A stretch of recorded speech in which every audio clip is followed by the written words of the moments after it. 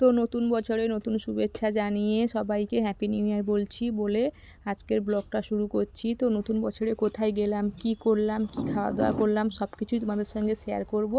তার জন্য তোমাদেরকে পুরো ব্লগটা দেখতে হবে। তো দেখো খুব সুন্দর একটা জায়গায় বেড়াতে এসেছি। আর যেখানে দেখো শুধু ফুল বাগানে ভর্তি। তো এটা খিরাই নয়, এটা হচ্ছে আমাদের বাড়ির পাশে রামকৃষ্ণ মঠ।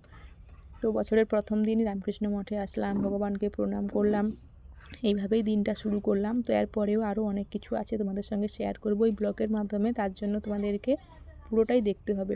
আর তোমরা কে কীভাবে দিনটি শুরু করলে অবশ্যই কিন্তু আমাকে জানাবে, আর ব্লগও দিও দেখবো। তো দেখো এখন আমি রামকৃষ্ণ মঠের ভেতরে প্রবেশ করব, তাই আগে একটু প্রণাম করে নিলাম। আর শুধু আমি নয়, আরও অনেকেই যায় এখানে, সবাই সকাল বিকাল সবসময় ঘুরতে যায়। তো আমি একটু সকালের দিকেই গিয়েছিলাম। তো আমি একা যাইনি, আমার সঙ্গে আমার বড় মেয়ে, ছোট মেয়ে, তোমাদের দাদাভাই সবাই মিলে গিয়েছিলাম। তো তারপর ভালো করে একটু প্রণাম করে নিলাম মন ভরে। বছরের প্রথম দিন ভগবানের কাছে একটু ভালো থাকা সবার জন্য একটু চেয়ে নিলাম। তো তারপর এটা মঠের চারপাশটা এটা একটু তোমাদেরকে ঘুরিয়ে ঘুরিয়ে দেখাচ্ছি। তো দেখো এটা মঠের ওপর থেকে এটা ক্যামেরাটা করেছিলাম। আর সামনে ওই যে ফুল বাগানটা তো তোমাদেরকে একটু আগে দেখিয়েছিলাম। আর এখনও দেখো ওপর থেকে কত সুন্দর লাগছে। তো কি বলবো বন্ধুরা, সত্যি এখানে আসলে মনটা অনেক অনেক শান্ত হয়ে যায়। মনের ভেতর যতই কষ্ট থাকুক না কেন, এখানে আসলে মনটা অনেক শান্ত হয়ে যায়। তো তাই মাঝে মধ্যেই আমি এখানে আসি, আর তোমাদের সঙ্গে আজকে সেটা শেয়ার করলাম। বছরের প্রথম দিন এসেছিলাম, তারপর নেমে যাচ্ছি নিচে। নেমে গিয়ে আরও সাইডে ফুল বাগান ছিল, সেগুলো একটু ঘুরে ঘুরে দেখছিলাম। আর তোমরা দেখতে পাচ্ছ আমার বড় মেয়ে, ছোটো মেয়ে আর তোমাদের দাদাভাই দাঁড়িয়ে আছে। তো তারপর এখানে ঘুরলাম, ঘুরে একটু এবার একটু মোড় থেকে বেরিয়ে আসছি, কারণ মোটের সামনে পুকুর পাড় আছে। পুকুর পাড়টাও খুব সুন্দর, নিরিবিলি ফাঁকা জায়গা। তো ওখানে কত মানুষ বসে আছে দেখো ঘাটে।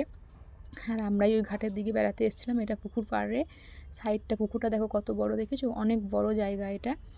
আর এখানে হয়েছে আমাদের এই রামকৃষ্ণ মঠে স্বামীজি বিবেকানন্দ এখানে এসেছিলেন, ওনার চরণধুলি আছে এই মঠে। তো সেদিক থেকে আমরা খুবই ভাগ্যবান বলতে গেলে।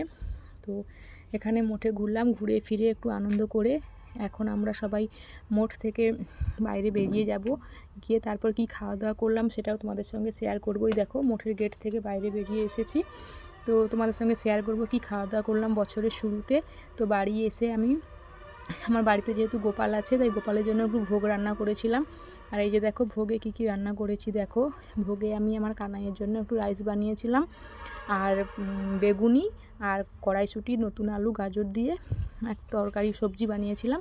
আর তার সঙ্গে ফ্রুট চাটনি বানিয়েছিলাম। তো বানিয়ে আমার গোপালকে ভোগ নিবেদন করেছি বছরের নতুন বছরের প্রথম দিন, তাই ওকে একটু ভোগ নিবেদন করে এখন আমরা বাড়ির সবাই সেই ভোগ প্রসাদ গ্রহণ করব। তো এই দেখো ভোগ প্রসাদ নিয়ে বসে গেছি সবাই।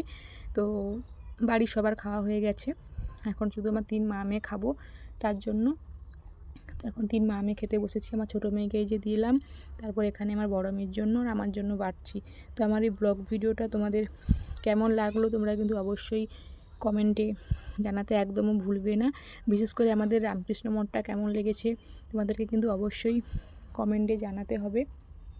তোমরা কারা কারা এই রামকৃষ্ণ মঠে এসেছো অবশ্যই কমেন্টে জানিও, বা তোমাদের বাড়ির পাশে কোনো রামকৃষ্ণ মঠ আছে কি না। তো তোমাদের এতক্ষণ ধৈর্য ধরে আমার পুরো ভিডিওটা দেখার জন্য তোমাদেরকে অসংখ্য অসংখ্য ধন্যবাদ। তো দেখো সবাইকে আমি কিন্তু খাবার দিয়ে দিচ্ছি একটা একটা করে। এটা সবার খাওয়ার শেষে 4টা বেগুনি বেঁচেছিলো, সেই 4টা বেগুনি আমার 3 মা মেয়ে খাচ্ছি। আর সবজি এইটুকুনি ছিল আমার 3 মা মেয়ের জন্য, আর বাড়ির সবাই খেয়ে নিয়েছে। সবাই বলতে আমাদের বাড়িতে তো 5 জনই মানুষ, তোমরা তো জানো, সেই জন্য। আর আমার শাশুড়ি মাও বাড়িতে ছিল না, আত্মীয় বাড়িতে গেছিলো তোমাদের দাদাভাই। তো খেয়ে নিয়েছে, আগে একটু খিদে পেয়েছিলো বলে খেয়ে নিয়েছে। আর এখন আমার 3 মা মেয়ে বসে খাচ্ছি।